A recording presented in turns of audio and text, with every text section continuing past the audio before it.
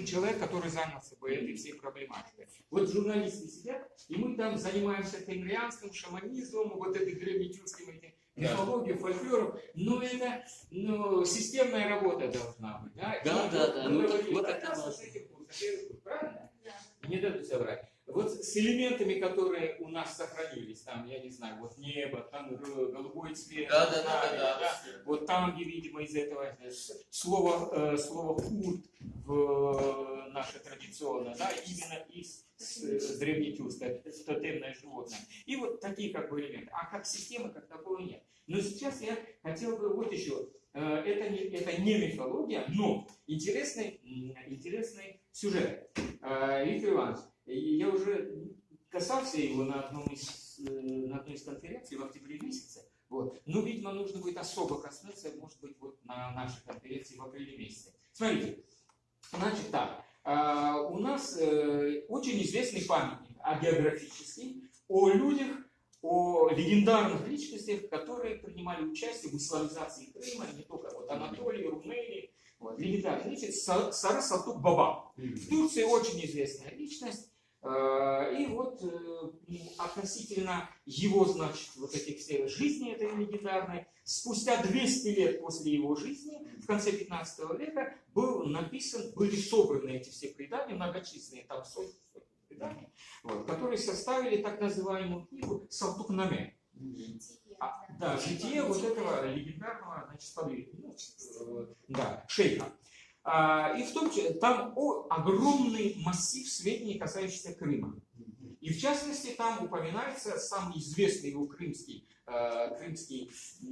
мурид, последователь, это Кемаль-Ага. Вот курган которого буквально 2 года назад там новые находки были найдены в Старом Крыму. Это реальные исторические персонажи. Но там очень интересный сюжет есть. Вот вроде бы идет речь о человеке, который жил в 15 веке. Вот. Но в конце вот этих преданий, трехтомных преданий, неожиданный сюжет, который касается, значит, некого рва, которого насельники Крыма там выкапывают себя, чтобы в надежде охранить себя от хозяев своих, которые в свое время за несколько десятилетий до этого покинули Крым, сейчас они возвращаются. То есть сюжет Геродота, скифский сюжет, который был описан Геродотом в его истории. 2000 лет спустя это скифское предание, которое было не только у Геродота, а потом вряд ли античных авторов там прослеживается. Я все даже собрал эти, как говорят, вот Марк Юлиан Юштин и другие работы. Он проходит, и вдруг неожиданно всплывает в преданиях крымских татар.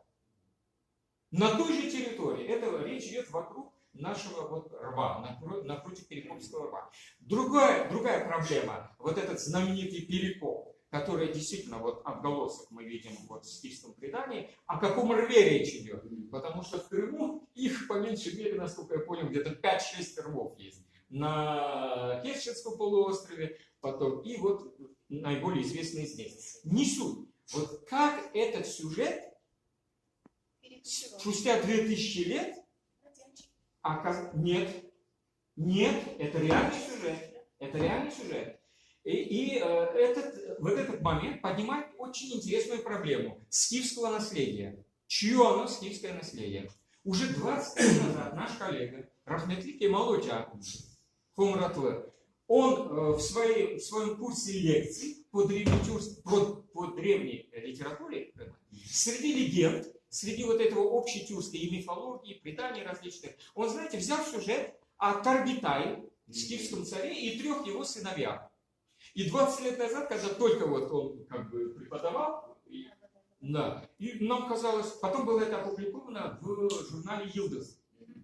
Вот. Нам казалось, как бы, понятно, там, вроде там, Тува, Алтай, как бы, известные эти сюжеты, да, древнетюркского фольклора. Да? И вдруг, причем как скифский сюжет, вроде бы они ираноязычные, до сих пор проблема не решена, тем более там Геродот записывал. А он тогда смело взял этот сюжет. Так вот, это предание о Таргитае, следующим идет предание о вот этом рве, о рабы, который, значит, ну, не хотели встречи с прежними своими хозяевами. Очень интересный сюжет, я на нем не останавливаюсь. Это отдельное должно быть статья. Вот, вопрос скифского наследия. Если оно будет решено, мы в значительной степени вот этот вакуум, эту пустоту имеем возможность заполнить своими вот этими сюжетами, которые берем себе, если у нас проходит сюжет, берем себе. Вот, тем более до сих пор как бы дискутируются скифы, так ираноязычные, и тюркоязычные, уже сколько столетиями версия, что они тюркоязычные, или это в значительной степени. А может они были разные? Да, в значительной степени это союз какой-то, видимо, там политический.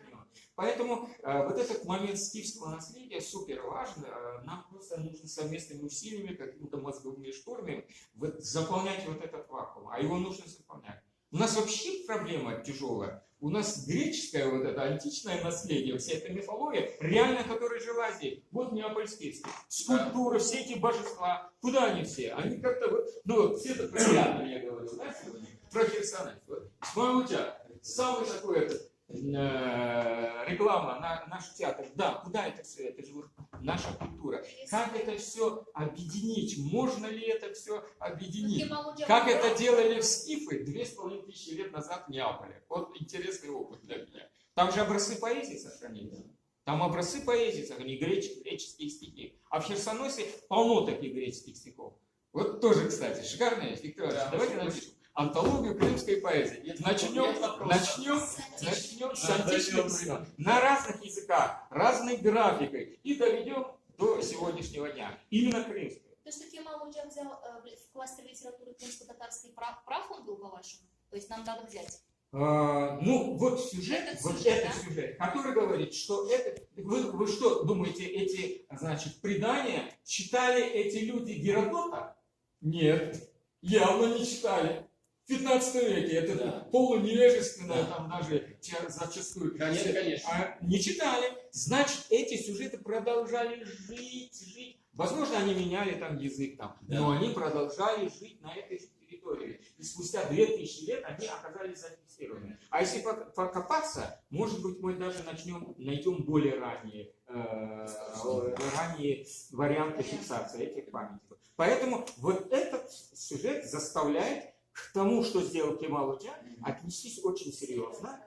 И не то, что там, мы же здесь живем, это наше наследие. Да? Можно исходить только из этого. Мы же здесь живем, это все, что касается Крыма, это все, скифская кровь в нас. Там. Я не знаю, готская кровь в нас, бунская кровь в нас, коктюрская кровь в нас. Это 100%, это верно. Просто как собрать это, как это все, это проблема. Возможно ли это собрать? Но в данном случае вот этот сюжет реально продолжает жить, и он, судя по всему, он в 15 веке он был, и он продолжает жить, просто не зафиксирован был.